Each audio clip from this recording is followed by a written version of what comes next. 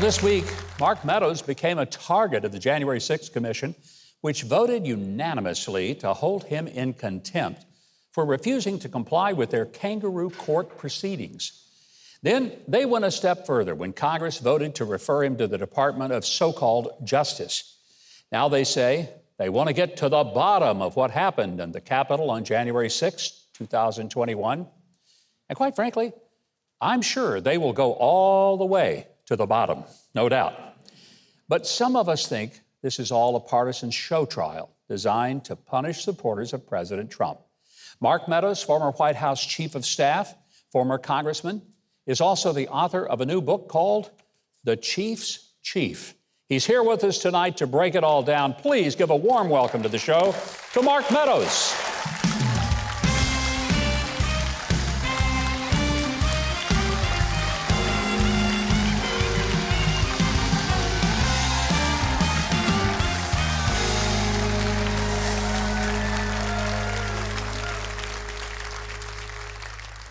I'm sure this was exactly the kind of wonderful, warm reception you got when Nancy Pelosi wanted you to come over to the House. Yeah, I don't get this kind of applause anywhere close to Washington, D.C. You know, but that says a lot of good things about you. If you were loved in that town, I'd frankly worry about you a lot more. Yeah. But you're loved in North Carolina, where you're from, and you're loved here and around the country because people recognize that you have served honorably with great distinction. I want to get right to the heart. You have had, I would say by anybody's measures, a pretty rough week. Yeah, I think so. Whenever breaking news comes out, sweat breaks out on my forehead. So yeah, when you're trending on Twitter, it ain't a good day. No, it's not a good day. Yeah. But let's talk about what has been targeted toward you. Basically, this, and I think it's a sham committee. They didn't even follow their own rules. Where they're supposed to have an equal number or maybe at least 9 members who are Republican. They only have two people who hated the president, the former president. Right. And were not appointed by the minority leader, Kevin McCarthy. Were appointed by Nancy Pelosi. Right, exactly.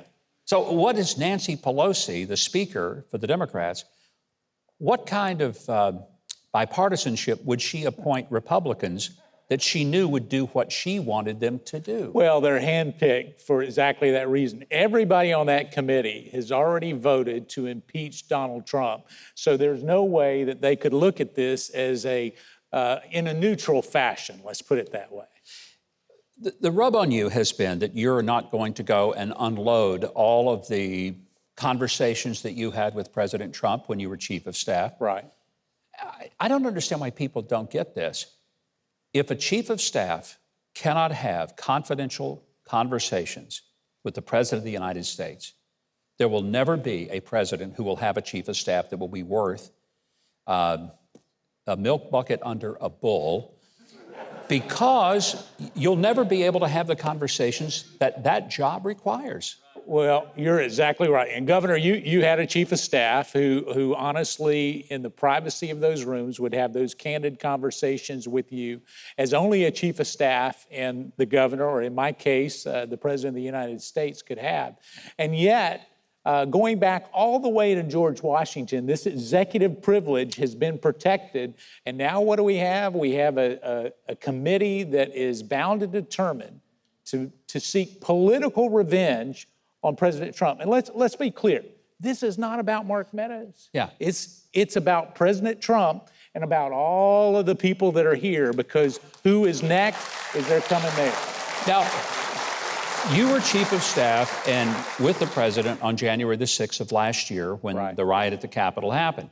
I don't know of anybody who thought that that was a great moment. I know you didn't, and that was your counsel. The rub has been, well, you should have gone in there and told the president to go on television immediately. Will you describe for us, without breaking a confidence, what did happen in the White House that day? Well, I can tell you, no one in the White House knew that there was going to be a security breach at the Capitol on that given day. And when it happened, I mean, a number of things went into action immediately.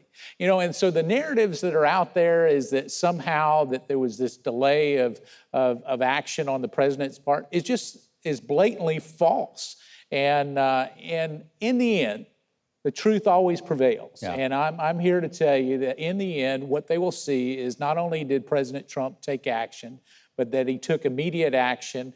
And it's a sad day. I mean, we condemn what happened on that particular day, but at the same time, there were hundreds of thousands of people in Washington, D.C. supporting a president that they loved and that I had the honor of serving, that peacefully came out to let their voices be heard. And that doesn't get covered in a whole lot of the mainstream media. Yeah. No, it doesn't. And I find it interesting, you have turned the tables on Speaker Pelosi. You have sued her. Yes. Tell us about that. Too bad this isn't a jury. Well, I tell you, what I think is the American people need to understand what's going on. And Congress, they want to pretend like this is a real investigation. I think it would be great for the American people to see all of Nancy Pelosi's emails and text messages. I mean, what do you think? I like that. Yeah, why not? Yeah. Well, we've been talking with the former White House Chief of Staff to President Trump, Mark Meadows. And while the Capitol riot was a travesty, the Democrats and the media have made it out to be far worse than it was, calling it an insurrection, which it clearly was not.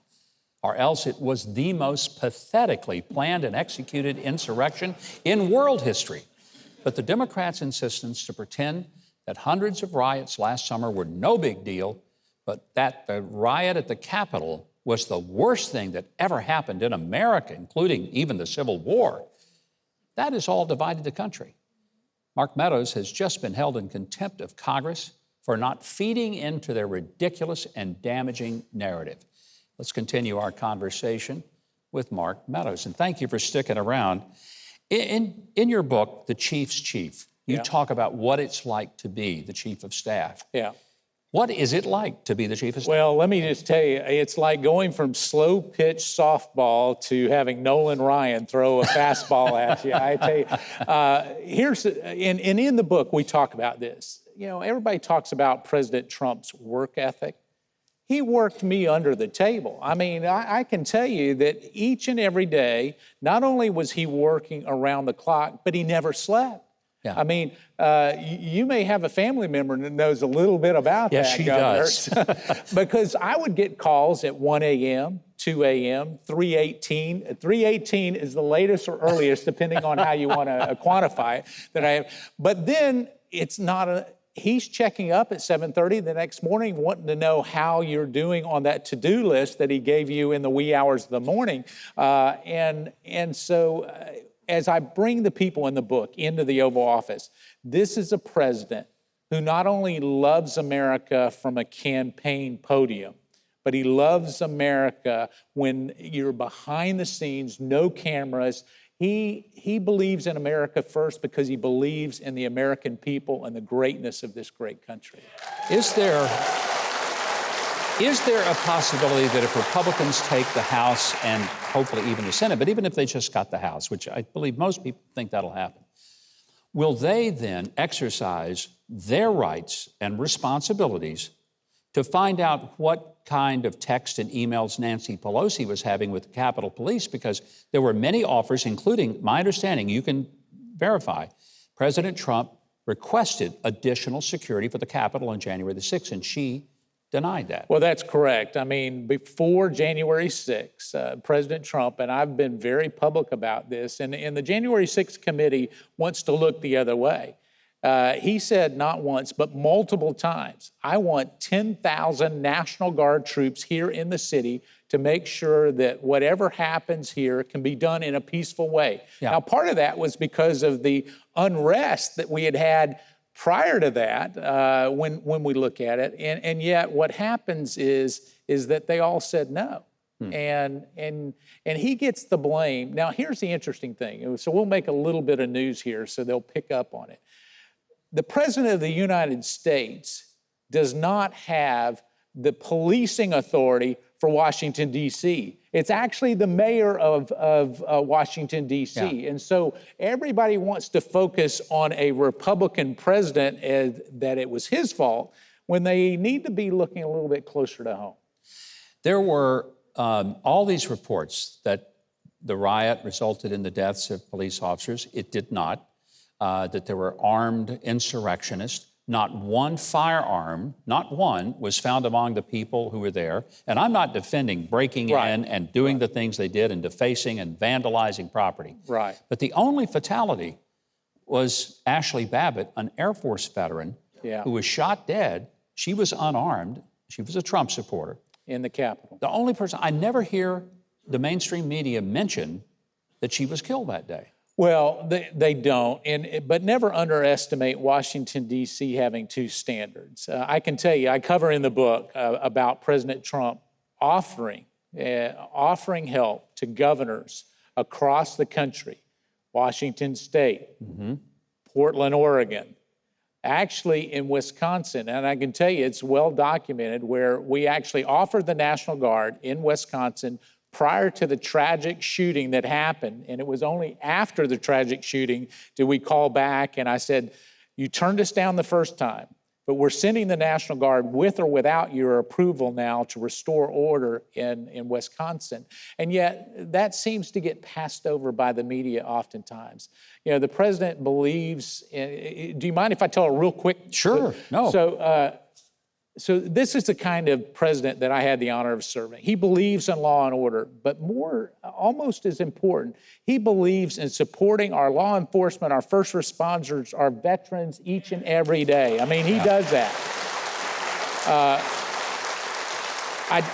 I tell a story in the book how Debbie and I, this when I was still in Congress, we got to go and get in the Beast, and the Beast is his secure vehicle, and Debbie and I are in there by ourselves. And the reason we were there by ourselves is because he was backstage after a speech, taking pictures, thanking every first responder, every law enforcement officer, the military men and women, the people that served him. And you know what? The media wasn't there. They weren't covering it, but that's the kind of guy he is behind the scenes. And I hope that's what this book kind of highlights, the person that I've had the honor of serving and calling my friend. I think it's very important that your book is not a book of somebody who worked over in the executive office building, who never set foot in the Oval Office and wrote a, quote, tell-all book of the Trump presidency. There have been several of those. These are people, my daughter has affirmed, they probably never met the president, and if they did, it was very brief. You were in his office all day long. So there's an authority and credibility that your book will provide for people if they're really interested in what happened. If they're interested in the truth, the two people that spend the most time with the President of the United States in the Trump administration would be the Chief of Staff and the communications person in Sarah Sanders. I mean, those are the two people that just on a day-to-day, minute-by-minute, hour-by-hour basis spend time. And so you get to see them up close and personal, and that person, the way he made decisions was just remarkable. I want to tell you how much I appreciate, and I think a lot of other Americans, that you did not roll over to Nancy Pelosi and Liz Cheney and Adam Kinzinger, and you're fighting back. You're standing up for the principle of what's right. And we're so grateful for that. And I hope that this wonderful audience tonight showing you their appreciation is an effort to say, don't let those goons in Washington get you down, because the rest of America appreciates that you're fighting for them. It's a real encouragement, Thank you, Governor. Thank you. Stay put. I want you to remember that you can read more about Mark Meadows' time as Trump's chief of staff by reading his book, The Chief's Chief. You can also keep up with Mark Meadows and show him your support by following him on social media. You can get all of that information. Go to the website, Huckabee.tv. There is a direct link for the book and all things Mark Meadows.